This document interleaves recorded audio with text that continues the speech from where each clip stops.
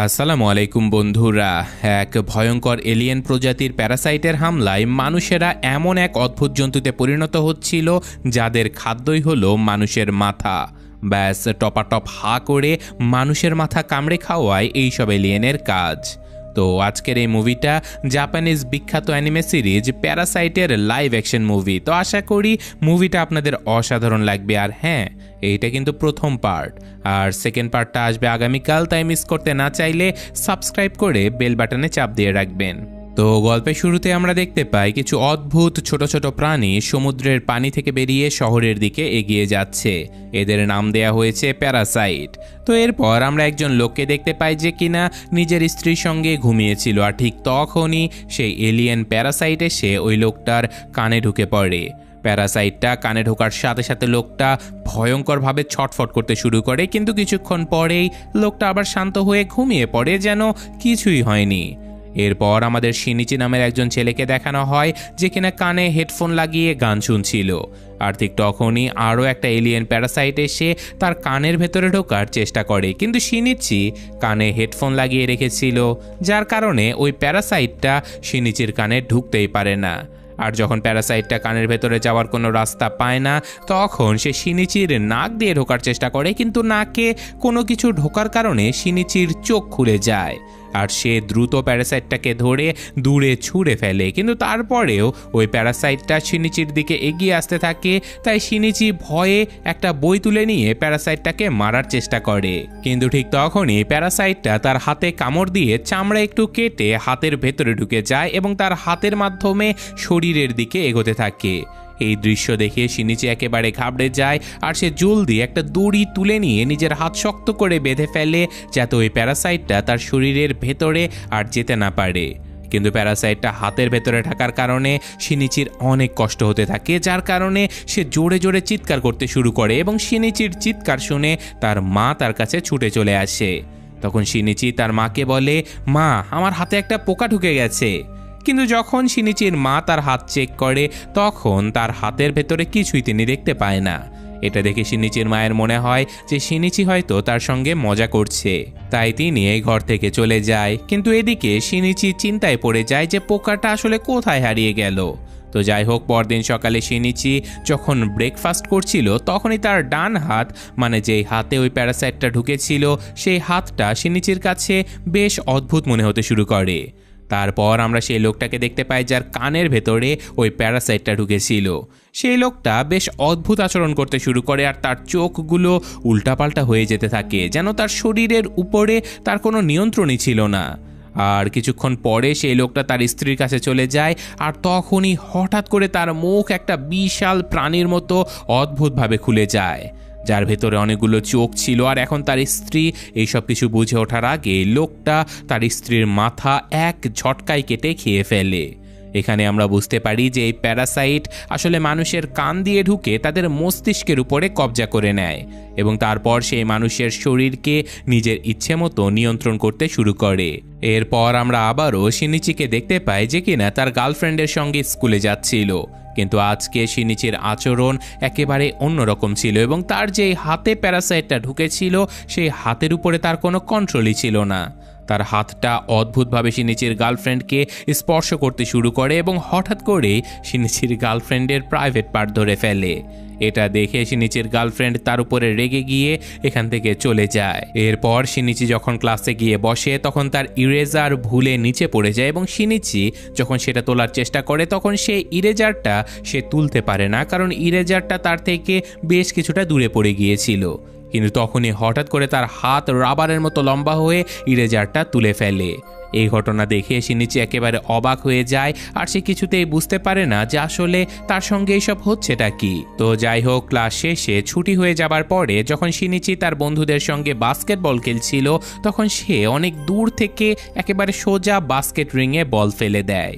এটা দেখে তার বন্ধুরা সবাই তো অবাক হয়ে যায়, এবং শিনিচির পাশাপাশি তার বন্ধুদেরও মাথায় ঢোকে না যে আসলে শিনিচি এই কাজটা করলো কিভাবে। তো যাই হোক, এরপর শিনিচি বিরক্ত ও চিন্তিত হয়ে যখন বাড়িতে ফিরে আসে, তখন সে এই ব্যাপারে ইন্টারনেটে রিসার্চ করতে শুরু করে, কিন্তু সে এই ব্যাপারে কোনো ইনফরমেশনই পায় না। আর ঠিক তখনই হঠাৎ তার হাত থেকে একটা চোখ বেরিয়ে আসে। তবে শিনিচি দেখার সাথে সাথে সেই চোখটা আবারও হাতের ভেতরে লুকিয়ে যায়। এটা দেখে শিনিচি একেবারে ভয় পেয়ে যায় এবং সে একটা চাকু তুলে নিয়ে নিজের হাতের সেই জায়গাটা কাটতে চলে যায় যেখান থেকে ওই চোখটা বেরিয়েছিল। কিন্তু তখনই তার হাত একটা বড় সাপে বদলে গিয়ে তাকে ভয় দেখাতে শুরু করে এবং তারপর সেই হাতটা একটা ছোট্ট প্রাণীতে বদলে যায়। শিনিচি খুব বেশি ভয় পেয়ে গিয়েছিল এবং সে নিজের হাতকে জিজ্ঞাসা করে, কে তুমি? তখন সাথে সাথে তার হাত তারই কথা রিপিট করে বলে, কে তুমি? এবার শিনিচি কান্না করতে করতে নিজেকেই বলে যে আমার হাতের কি অবস্থা হয়ে গেছে। তখন সেই প্রাণীটা শিনিচির কথাগুলোই আবারও বলতে শুরু করে আর তারপর সে শিনিচিকে বলে যে আমি তোমার হাত খেয়ে ফেলেছি। অন্যদিকে আমরা সেই লোকটাকে দেখতে পাই যে কিনা নিজের স্ত্রীর মাথা খেয়ে ফেলেছিল, আর এখন ওই লোকটা টিভির সামনে বসে মানুষদের ভাষা শিখতে শুরু করে। সেই সাথে আমরা এটাও দেখতে পাই যে এই লোকটা তার স্ত্রীর পুরো শরীরটাই খেয়ে ফেলেছে। তো এখন পরদিন সকালে শিনিচি যখন ঘুম থেকে জেগে ওঠে তখন সে দেখতে পায় যে ওই প্রাণীটা যে কিনা তার হাতের সঙ্গে জুড়ে আছে সে শিনিচির ল্যাপটপ এবং বই পড়ে মানুষদের আচার আচরণ এইসব কিছু শিখে নিচ্ছে। এখানে শিনিচি ওই প্রাণীটাকে বলে যে আমি হাসপাতালে গিয়ে আমার হাত কাটিয়ে ফেলবো আর তোমাকে আমার থেকে আলাদা করে দেব। এই কথা শুনে ওই প্রাণীটা বলে যে দেখো, এমনটা যদি তুমি করো তাহলে তুমি হয়তো আমার থেকে আলাদা হয়ে যাবে, কিন্তু তুমি নিজের একটা হাত চিরদিনের জন্য হারিয়ে ফেলবে, আর আমি জানি তুমি এমনটা কখনোই করবে না। এখানে প্রাণীটা শিনিচিকে আরো বলে যে আমি তো তোমার পুরো শরীরেই কবজা করার চেষ্টা করেছিলাম, কিন্তু তুমি তো তোমার হাত দড়ি দিয়ে বেঁধে আমাকে আর সামনে এগোতেই দাওনি, তাই এখন আমি শুধুমাত্র তোমার হাতটাকেই কবজা করে নিয়েছি আর এখন আমরা দুজন একে অপরের সঙ্গে একেবারে মিশে গেছি। সেই সাথে প্রাণীটা শিনিচিকে এটাও বলে যে তুমি চিন্তা করো না, আমি তোমার কোনো ক্ষতি করব না, কারণ তোমার যদি কিছু হয়ে যায় তাহলে তো আমিও মারা যাব। এবার এখানে শিনিচির একটু আধটু ওই প্রাণীটার প্রতি বিশ্বাস আসে, কারণ সে বুঝতে পেরেছিল যে এই প্রাণীটা তার কোনো ক্ষতি করবে না। তো এখন শিনিচি ওই প্রাণীটাকে জিজ্ঞাসা করে, আচ্ছা তোমার নাম কি? তখন ওই প্রাণীটা বলে যে তুমি আমাকে মিগি বলে ডাকতে পারো। এরপর শিনিচি যখন স্কুলে চলে যায় তখন সেখানে মিগি অনেক বই পড়তে থাকে, যার ফলে সে মানুষের ব্যাপারে আরো অনেক কিছু জানতে শুরু করে। মিগি অনেক বেশি বুদ্ধিমান ছিল। যখনই শিনিচি ক্লাসরুম থেকে বাইরে বেরিয়ে আসে তখনই মিগি পাশের ক্লাসে স্টুডেন্টদের ফাইট প্র্যাকটিস করতে খুবই গভীরভাবে দেখতে থাকে। খুব মনোযোগ দিয়ে মিগি দেখতে থাকে তাদের ফাইটিং স্কিল, আর সে নিজেও এইসব কিছু শিখে নেয়। এরপর শিনিচি যখন পেন্টিং ক্লাসে বসে ছবি আঁকছিল তখন ওই প্রাণীটা শিনিচির হাত দিয়ে তার গার্লফ্রেন্ডের খুবই সুন্দর একটা ছবি এঁকে ফেলে। ঠিক তখনই শিনিচির গার্লফ্রেন্ড সেখানে চলে আসে, আর সে যখন তার বয়ফ্রেন্ডের হাতে আঁকা নিজের এত সুন্দর ছবিটা দেখে তখন সে শিনিচির উপরে বেশ খুশি হয়ে যায় আর তাকে বলে, আগের বার তো তুমি ভুল করে আমার প্রাইভেট পার্ট টাচ করে ফেলেছিলে, কিন্তু যদি আবারও এমন কিছু করো তাহলে কিন্তু আমি তোমার জান নিয়ে নেব। এই কথা বলে সে ওখান থেকে চলে যায়। এরপর স্কুল ছুটি হয়ে গেলে শিনিচি যখন বাড়িতে ফেরে আর বাথটাবে গোসল করতে নামে তখন মিগি বলে, আমি তোমার শরীরটা ইনভেস্টিগেট করতে চাই। শিনিচি তাকে এই কাজ করতে নিষেধ করে, কিন্তু মিগি জোর করে তার শরীরের বিভিন্ন অংশ দেখতে শুরু করে, আর তার সকল বডি পার্টস দেখার পরে মিগি শিনিচির উপরে হাসতে থাকে। আর এখানে আমরা জানতে পারি যে মিগি আর শিনিচির মাঝে এখন বেশ ভালো বন্ধুত্ব হয়ে গেছে, এরা দুজন এখন একসঙ্গে থাকা শিখে গেছে। অন্যদিকে আমরা শহরের বাইরের অবস্থা দেখতে পাই, যেখানে আরও অনেক প্যারাসাইট অন্য মানুষের শরীর সম্পূর্ণভাবে কবজা করে নিয়েছে, আর ওই প্যারাসাইটগুলো মানুষদের রীতিমতো মেরে মেরে খেয়ে ফেলছিল। এই খবর এখন পুরো শহরে ছড়িয়ে পড়েছে, কিন্তু সাধারণ কোনো মানুষই এটা জানতো না যে মানুষদের আসলে মারছেটা কে। আর একদিন শিনিচি যখন মার্কেটে চলে যায় তখনই মিগি শিনিচিকে বলে যে আমি এই আশেপাশে আমার মতোই কোনো প্যারাসাইট থাকার অনুভূতি পাচ্ছি। এখন শিনিচি তার কথা ইগনোর করতেই যাবে, কিন্তু মিগি তাকে জোর করে একটা রেস্টুরেন্টের ভেতরে নিয়ে যায়। সেখানে সে একজন লোককে দেখতে পায়, আর সেই লোকটার শরীরেও প্যারাসাইট একেবারে কবজা করে নিয়েছিল, যাকে দেখতে খুবই ভয়ঙ্কর লাগছিল, এবং সেই লোকটা একজন সাধারণ মানুষকে মেরে খেয়ে ফেলছিল। এখানে ওই লোকটা যখন শিনিচিকে দেখতে পারে তখন সে বুঝতে পারে যে শিনিচির শরীরেও একটা প্যারাসাইট রয়েছে। এই কারণে ওই লোকটা শিনিচিকে মানুষের মাংস খাবার হিসেবে দেয়, কিন্তু শিনিচি মাংস খেতে অস্বীকার করে। এটা দেখে লোকটা বুঝতে পারে যে শিনিচির শরীরে যে প্যারাসাইটটা রয়েছে সেই প্যারাসাইট আসলে শিনিচির শরীরের উপরে পুরোপুরি নিয়ন্ত্রণ নিতে পারেনি, আর এই প্যারাসাইটটা শুধুমাত্র তার হাতের সঙ্গে যুক্ত রয়েছে। এই কথা বুঝতে পেরে ওই লোকটা শিনিচিকে মেরে ফেলার কথা ভাবে, কিন্তু সে এই কথা ভাবার আগে শিনিচির হাতের সঙ্গে যুক্ত প্যারাসাইট অর্থাৎ মিগি বুঝতে পারে যে এই লোকটা এখন শিনিচিকে মেরে ফেলতে যাচ্ছে। তাই মিগি শিনিচিকে বলে যে এই লোকটা তোমাকে মেরে ফেলবে, যত দ্রুত পারো এখান থেকে পালাও। এই কথা বুঝতে পেরে শিনিচি বাইরে বেরোনোর চেষ্টা করে, কিন্তু সে কোনোভাবে দরজা খুলতে পারে না। ঠিক তখনই ওই লোকটা শিনিচির কাছে আসে এবং সে তার নিজেরই একটা হাত কেটে মিগিকে বলে, তুমি শিনিচির হাত ছেড়ে আমার হাতে চলে এসো। কিন্তু মিগি আর শিনিচির মধ্যে এতদিনে অনেক ভালো বন্ধুত্ব হয়ে গিয়েছিল এবং মিগির শিনিচির শরীরটা অনেক পছন্দও ছিল। তাই মিগি ওই লোকটার হাতের ভেতরে যেতে অস্বীকৃতি জানায়, আর এটা দেখে ওই লোকটা রেগে যায় আর সে শিনিচির উপরে হামলা করতে শুরু করে। কিন্তু এখানে মিগি শিনিচির প্রাণ বাঁচানোর জন্য ওই প্যারাসাইটের সঙ্গে ফাইট করে। আর যেহেতু মিগি শিনিচির স্কুলে ছাত্রদেরকে ফাইট করতে দেখেছিল, তাই মিগি ওই ফাইট মুভগুলো ব্যবহার করে প্যারাসাইটের মাথা একেবারে শরীর থেকে আলাদা করে ফেলে, যার ফলে ওই প্যারাসাইটটা ওখানেই মারা যায়। ঠিক তখনই সেখানে কেউ একজন আসতে থাকে, তাই লোকটা শিনিচিকে দেখার আগে শিনিচি তাড়াতাড়ি পেছনের রাস্তা দিয়ে সেখান থেকে বেরিয়ে যায়। তো এখন বাড়িতে ফিরে সে তার মাকে এইসব ব্যাপারে কিছুই বলে না। এদিকে খবরে দেখানো হতে থাকে যে শহরে প্রতিদিনই কিছু মানুষ গুম হয়ে যাচ্ছে, যাদের লাশও খুঁজে পাওয়া যাচ্ছে না। কিন্তু পুলিশ এই ব্যাপারে কিছুই জানে না যে আসলে মানুষকে কারা আর কেনই বা গুম করছে। আর এখন পুরো শহরে শিনিচি ছাড়া আসলে কেউ জানতো না যে এই মানুষগুলোকে প্যারাসাইটাররা মেরে খেয়ে ফেলছে। তো এখানে শিনিচি তার বন্ধু মিগিকে বলে যে দেখো, তুমি তোমার প্যারাসাইট বন্ধুদেরকে বলো তারা যেন মানুষদেরকে এভাবে মেরে না খেয়ে ফেলে। তখন মিগি উত্তর দেয় যে দেখো, যেমন তোমরা মানুষেরা শাকসবজি পশু পাখিদের মেরে খেয়ে ফেলো, তেমনই আমরা জ্যান্ত মানুষদের খেয়ে ফেলি। এর মধ্যে আসলে খারাপ কিছুই নেই, কারণ আমাদের তৈরি করা হয়েছে মানুষকে খাওয়ার জন্য। আর আমার কথা যেহেতু তুমি বললে, তাহলে তোমার পুরো শরীরের উপরে আমার যেহেতু নিয়ন্ত্রণ নেই, তাই তুমি যা কিছু খাও তা থেকেই আমি যথেষ্ট এনার্জি পেয়ে যাই। তাই আমার আর মানুষদেরকে খাওয়ার কোনো দরকারই পড়ে না। তো এখন পরদিন শিনিচি যখন স্কুলে চলে যায়, তখন মিগি তাকে বলে যে এই আশেপাশে আমার মতো আরও একটা প্যারাসাইট রয়েছে বলে আমার মনে হচ্ছে। আর সেই প্যারাসাইট অন্য কেউ নয়, বরং শিনিচির টিচার ছিল, যার নাম রাইকো তামিজা। শিনিচি যখন টিচারকে দেখতে পায়, তখন সে বুঝতে পারে যে তাদের এই টিচার একজন প্যারাসাইটে আক্রান্ত। আর ওই টিচারও বুঝতে পারে যে শিনিচির সাথেও একটা প্যারাসাইট যুক্ত রয়েছে। তো এখন স্কুল ছুটির পরে টিচার শিনিচিকে নিজের কাছে ডাকে আর বলে যে তোমাকে আমার ভয় পাওয়ার কোনো দরকার নেই। আমি এখানে স্কুলে এই কারণে এসেছি যেন আমি মানুষদের আচার আচরণ শিখে মানুষের মাঝে মিলেমিশে থাকতে পারি। সেই সাথে সে এটাও জানায় যে আমি অন্য আরও একটা প্যারাসাইটের সঙ্গে মিলে নিজেকে প্রেগনেন্ট করে ফেলেছি, যেন এইটা জানতে পারি যে দুটো প্যারাসাইট মিলে যে বাচ্চার জন্ম নেবে সে আসলে মানুষ হবে নাকি কোনো প্যারাসাইট। এরপর ওই টিচার শিনিচিকে আরও দুজন প্যারাসাইটের সঙ্গে পরিচয় করিয়ে দেয়, যাদের শরীরে প্যারাসাইট কবজা করে নিয়েছিল। এদের মধ্যে একজন ছিল হাই স্কুলের স্টুডেন্ট আর অন্যজন ছিল একজন পুলিশ অফিসার। টিচার শিনিচিকে বলে যে আমাদের তিনজনের একটা গ্রুপ রয়েছে যারা একে অপরকে সকল খবরাখবর দেয়, যাতে করে আমরা সবাই মানুষের মাঝে লুকিয়ে থাকতে পারি। আর টিচার শিনিচিকে আরও বলে যে তোমাদেরও আমাদের গ্রুপে জয়েন হওয়া উচিত। কিন্তু শিনিচি এদের গ্রুপের সঙ্গে মিলে কোনো কাজ করতে রাজি হয় না। তখন টিচার শিনিচিকে বলে যে ঠিক আছে, তুমি যদি আমাদের গ্রুপে জয়েন না করতে চাও সেটা তোমার ইচ্ছে, কিন্তু আমাদের ব্যাপারে যেন কেউ খুনাক্ষরে কিছু জানতে না পারে। যদি তুমি আমাদের ব্যাপারে কাউকে বলেছো যে আমরা প্যারাসাইট, তাহলে আমরা কিন্তু তোমাকে জ্যান্ত ছেড়ে দেব না।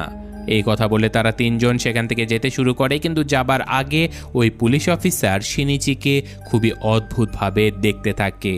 তো যাই হোক, এখানে মিগি শিনিচিকে বলতে থাকে যে তোমার টিচারের মাঝে যে প্যারাসাইটটা রয়েছে সে একেবারে শান্ত। আমি আজ পর্যন্ত ওর মতো শান্ত প্যারাসাইট কখনোই দেখিনি, কিন্তু এই পুলিশ অফিসারের মাঝে আমার একটু গোলমাল মনে হচ্ছে। তাই তুমি পুলিশ অফিসারের থেকে একটু অ্যালার্ট থেকো। আর যখন শিনিচি ফিরে নিজের বাড়িতে যাচ্ছিল, ঠিক তখনই রাস্তায় তার সামনে ওই প্যারাসাইট পুলিশ অফিসার চলে আসে। পুলিশ অফিসার শিনিচির উপরে খুবই রেগেছিল, কারণ সে জেনে গিয়েছিল যে কিছুদিন আগে ওই রেস্টুরেন্টে যেই প্যারাসাইট মারা গেছে তাকে শিনিচি মেরেছিল। এই কারণে ওই পুলিশ অফিসার শিনিচিকে মারার জন্য তার উপরে হামলা করে দেয়, কিন্তু মিগি পুলিশ অফিসারের হামলা আটকে দিয়ে শিনিচিকে বাঁচিয়ে নেয়। তারপর মিগি ওই পুলিশ অফিসারের সঙ্গে ফাইট শুরু করে দেয়, আর এখানে দুজনের মাঝে বেশ জোরদার ফাইট শুরু হয়ে যায়।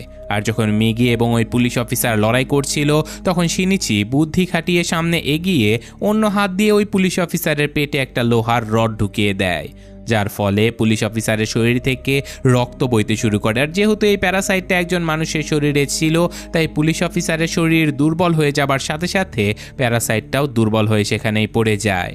এরপর শিনিচি সোজা নিজের বাড়ির দিকে যেতে শুরু করে। আর এদিকে বেশি রক্তক্ষরণের কারণে এই পুলিশ অফিসারের শরীর একেবারে কাজ করা বন্ধ করে দেয়। তাই ওই পুলিশ অফিসারের শরীরে যে প্যারাসাইটটা ছিল সেটা পুলিশের শরীর থেকে বেরিয়ে আসে এবং এখন সে একজন নতুন মানুষের শরীরের খোঁজ করছিল। ঠিক তখন ওই রাস্তা দিয়ে শিনিচির মা যাচ্ছিল। আর ওই পুলিশ অফিসারের শরীর থেকে বেরোনো প্যারাসাইট শিনিচির মায়ের শরীরের ভেতরে ঢুকে যায়। অন্যদিকে বাড়িতে শিনিচি অনেক বেশি মন খারাপ করে বসেছিল, কারণ আজকে সে একজন মানুষকে মেরে ফেলেছে।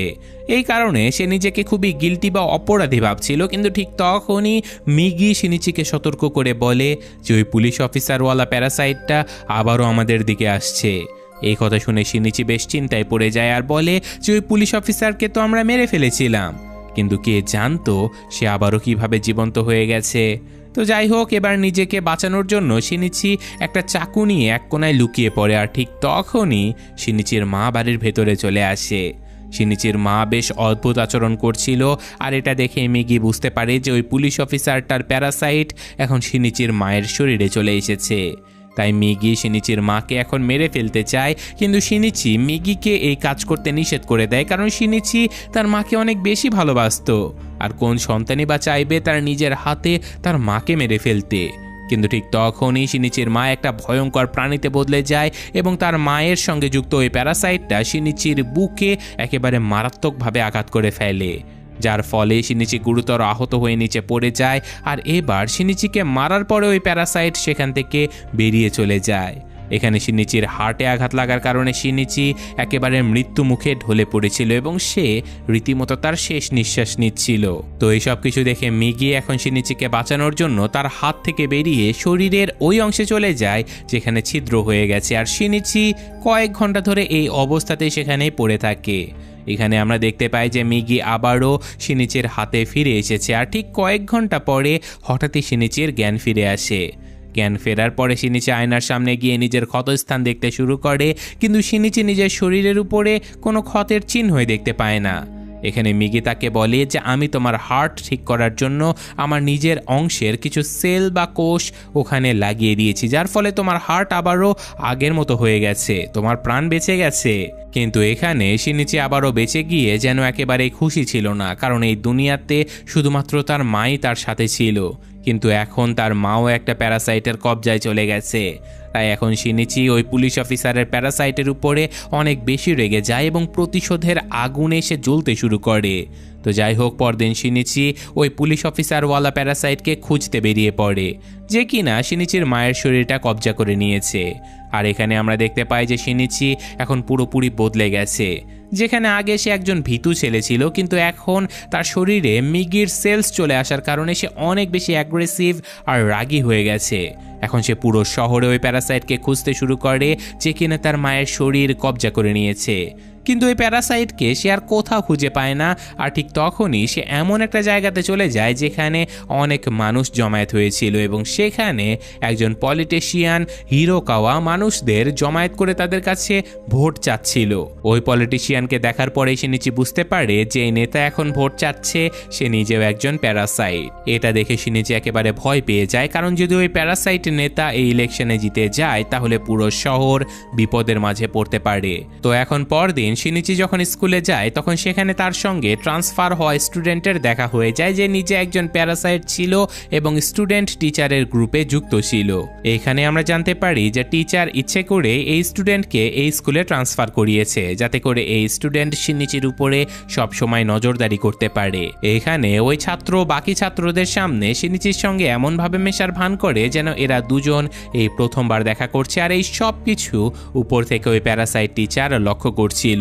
তো বাড়িতে আসার পরে মিগি শিনিচিকে বলে যে যেদিন থেকে তোমার হার্ট আমি আমার সেলস দিয়ে ঠিক করে ফেলেছি সেদিন থেকে আমার অনেক ক্লান্তি অনুভব হচ্ছে, তাই এখন আমাকে প্রতিদিন 4 ঘন্টার মতো ঘুমাতে হবে, আর যখন আমি ঘুমিয়ে পড়ব তখন তোমাকে নিজের খেয়াল নিজেকেই রাখতে হবে। এই কথা বলে মিগি হঠাৎ করে ঘুমিয়ে পড়ে। শিনিচি তাকে জাগানোর অনেক চেষ্টা করে, কিন্তু মিগি আর কোনোভাবেই জাগছিল না। অন্যদিকে পুলিশ অফিসারেরা পুরো শহর জুড়ে অনেক মানুষের মৃত্যুর রিপোর্ট পায়, আর তারা জানতে পারে যে পুরো শহরে এমন কিছু মানুষ রয়েছে যাদের শরীরে প্যারাসাইট রয়েছে, আর ওই প্যারাসাইটগুলো মানুষের রূপ নিয়ে সকলের মাঝে লুকিয়ে থেকে মানুষদের মেরে ফেলছে। এই কথা জানতে পেরেই পুলিশ অফিসার এই ব্যাপারে রিসার্চ করতে শুরু করে, আর তারা জানতে পারে যে যদি কোনো মানুষের শরীরে প্যারাসাইট ঢুকে যায় তাহলে সেই মানুষের মাথার চুল ছিঁড়লে সেই চুল কোনো জ্যান্ত জিনিসের মতো নড়তে শুরু করবে। আর এই খবরটা জানার সাথে সাথে পুলিশেরা টিভিতে এই নিউজটা চালিয়ে দেয়, যার ফলে শহরের প্রত্যেকটা মানুষ এখন প্যারাসাইটদেরকে চেনার একটা উপায় খুঁজে পায়। আর তার পরদিনই আমরা স্কুলে দেখতে পাই যে ওই ট্রান্সফার হয়ে আসা স্টুডেন্ট যে কিনা একজন প্যারাসাইট ছিল, আর এই ক্লাসের সকল মেয়েরা ছাড়াও সকল ছাত্রছাত্রীরা একসঙ্গে মিলে ছবি আঁকার কম্পিটিশন করছিল। এখানে শিনিচির গার্লফ্রেন্ডও ছিল, কিন্তু ঠিক তখনই একটা মেয়ে মজা করে ওই স্টুডেন্টের মাথা থেকে একটা চুল টেনে ছিঁড়ে ফেলে, আর সেই সাথে চুলটা কোনো জ্যান্ত জিনিসের মতো উল্টাপাল্টাভাবে নড়তে শুরু করে। এটা দেখে ওই মেয়েটা একেবারে ভয় পেয়ে যায়, কারণ সেখানে থাকা সকল মেয়েরা বুঝে যায় যে স্টুডেন্ট একজন প্যারাসাইট। সেই সঙ্গে ওই প্যারাসাইট স্টুডেন্টও বুঝে যায় যে তার আসল রূপ এখন সকলের সামনে চলে এসেছে।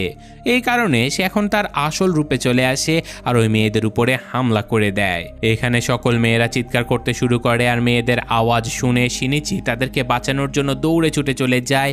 আর অন্যদিকে ওই প্যারাসাইট টিচারও বুঝে যায় যে এই প্যারাসাইট স্টুডেন্ট শিনিচির উপরে নজর রাখছিল তার আসল রূপ ফাঁস হয়ে গেছে।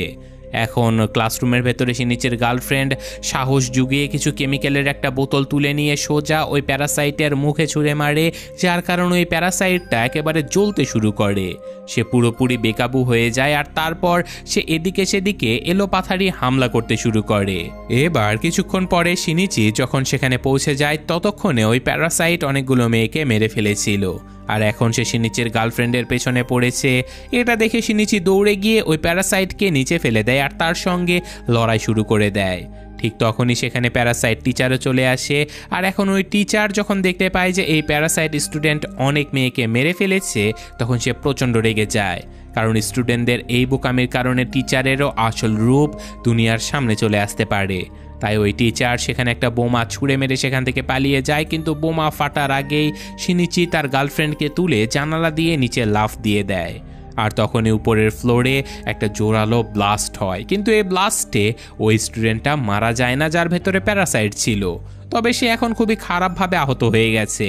অন্যদিকে বাইরে শিনিচির গার্লফ্রেন্ড শিনিচিকে খুবই অদ্ভুত নজরে দেখতে শুরু করে, কারণ বিল্ডিংয়ের 3 তলা থেকে লাফ দেবার পরেও শিনিচির কিছুই হয়নি।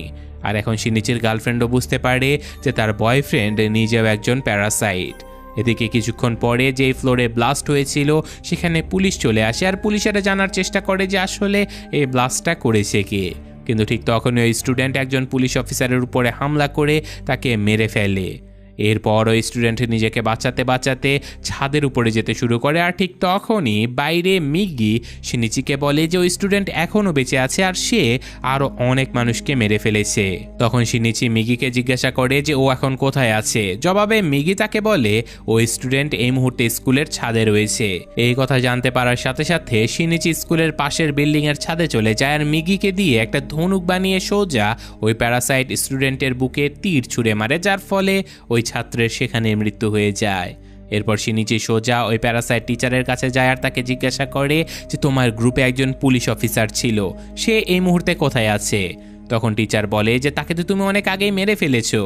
এর জবাবে শিনিচি বলে যে তাকে আমি মেরে তো দিয়েছি, কিন্তু ওই পুলিশ অফিসারের প্যারাসাইট এখন আমার মায়ের শরীরে কবজা করে নিয়েছে, তাই এখন আমি ওই প্যারাসাইটকে মেরে ফেলতে চাই। তখন টিচার শিনিচিকে একটা অ্যাড্রেস দিয়ে বলে যে তুমি তোমার মায়ের প্যারাসাইটকে এখানেই পেয়ে যাবে। তো সেই অ্যাড্রেসটা পেতে শিনিচি সোজা ওই জায়গাতে চলে যায় যেখানে তার মা ছিল, আর কিছুক্ষণের মধ্যে এরা দুজন একে অপরের মুখোমুখি চলে আসে। এখানে আমরা দেখতে পাই যে শিনিচির মায়ের চোখে কোনো ইমোশন ছিল না। ওই প্যারাসাইট তার মাকে পুরোপুরিভাবে কন্ট্রোলে নিয়ে নিয়েছে। এখন যখনই এই দুজনের মাঝে ফাইট শুরু হতে যাবে তখনই মিগির ঘুম চলে আসে, আর মিগি শিনিচিকে বলে যে থাকো আমি ঘুমাতে যাচ্ছি। এই কথা বলেই সে ঘুমিয়ে যায়, তবে ঘুমানোর আগে সে শিনিচির হাতে একটা ধারালো হাতিয়ার বানিয়ে দিয়ে ঘুমিয়ে পড়ে। এখন শিনিচিকে তার মায়ের সঙ্গে একাই লড়তে হবে, কিন্তু ঠিক তখনই শিনিচির মা একটা ভয়ঙ্কর প্রাণীতে বদলে গিয়ে শিনিচির উপরে হামলা করে দেয়। আর শিনিচি এখন নিজেকে বাঁচাতে শুরু করে, কিন্তু কিছুক্ষণ পর শিনিচিও খুব ভালোভাবে তার মায়ের সঙ্গে লড়াই শুরু করে দেয়। আর যখনই শিনিচি ওই প্যারাসাইটকে মেরে ফেলতে যাবে ঠিক তখনই সে নিজের মায়ের গলার আওয়াজ শুনতে পায়। এখানে শিনিচির মা শিনিচিকে খুবই মায়াবী নজরে ডাকতে শুরু করে। আসলে শিনিচির মা কিছুক্ষণের জন্য ওই প্যারাসাইটের থেকে নিজের কন্ট্রোল কেড়ে নিয়ে নিজের ছেলেকে চিনে ফেলেছিল, কিন্তু ঠিক তখনই আবার ওই প্যারাসাইট শিনিচির মাকে নিজের কবজায় নিয়ে নেয় আর শিনিচির উপরে সোজা হামলা করে দেয়। কিন্তু হামলার সময় শিনিচির মা নিজের হাত বাড়িয়ে ওই প্যারাসাইটের হামলা আটকে দেয় আর নিজের ছেলেকে মরার হাত থেকে বাঁচিয়ে নেয়। কিন্তু এখন শিনিচির মায়ের হাত থেকে অঝরে রক্ত বইতে শুরু করে, আর শিনিচির মা দুর্বল হয়ে যাবার কারণে ওই প্যারাসাইটটাও দুর্বল হয়ে যায়। আর এই সুযোগটা কাজে লাগিয়ে না চাইতেও শিনিচি সোজা গিয়ে ওই প্যারাসাইটটাকে মেরে ফেলে, যার ফলে তার মায়েরও সেখানে মৃত্যু হয়ে যায়। অন্যদিকে আমরা দেখতে পাই যে প্যারাসাইট পলিটিশিয়ান ছিল, সে তার ইলেকশন জিতে নিয়ে শহরের মেয়র হয়ে গেছে, যার মানে হলো এখন এই প্যারাসাইটের পুরো বিপদ এই শহরে ছড়িয়ে পড়তে চলেছে। এদিকে শিনিচি তার গার্লফ্রেন্ডের সঙ্গে দেখা করতে হাসপাতালে চলে যায়, যেখানে আমরা দেখতে পাই যে কেউ একজন লুকিয়ে লুকিয়ে শিনিচির উপরে নজর রাখছে, আর ওই লোকটা ছিল ডিটেকটিভ কুড়ামড়ি। শিনিচি আর মিগির সে কিছু ছবিও তুলে নেয়। আর এই অদ্ভুত ঘটনার সাথে সাথে প্যারাসাইট পার্ট 1 এর গল্প এখানে শেষ হয়ে যায়। পার্ট 2 এর গল্প আগামীকালই চলে আসবে। সুতরাং এই গল্পটা ভালো লাগলে লাইক, কমেন্ট, সাবস্ক্রাইব আর বেল বাটনে ক্লিক করে অবশ্যই কমেন্টে জানাবেন। আমি আজকের মতো এখানে বিদায় নিচ্ছি। ভালো থাকবেন। আল্লাহ হাফেজ।